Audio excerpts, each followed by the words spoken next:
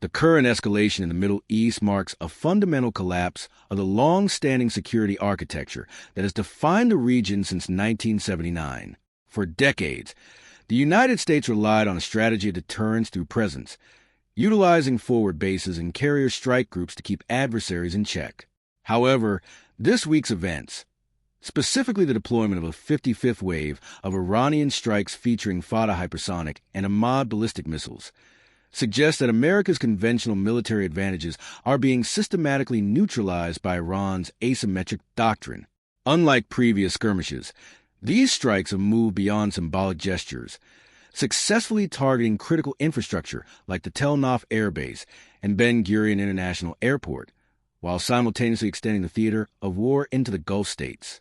With reports of drone strikes on the Fujairah port in the UAE and fires in the oil industry zones of Dubai and Abu Dhabi, Tehran is sending a clear message to regional neighbors.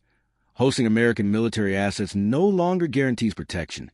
It guarantees target status. As Washington grapples with this shift, it faces a strategic trilemma where withdrawal, full-scale escalation, or nuclear coercion all carry catastrophic geopolitical costs. A withdrawal would likely collapse the petrodollar system and end American primacy, while a ground invasion of a nation of 90 million people would dwarf the failures of the Afghanistan campaign. This crisis is further complicated by a visible fracture within the Western alliance.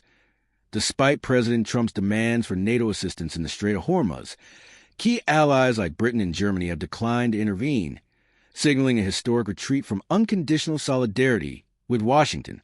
Furthermore, the revelation by the IRGC that the weapons currently being used are actually decade-old technology serves as a chilling deterrent, suggesting that Iran's most modern capabilities remain hidden.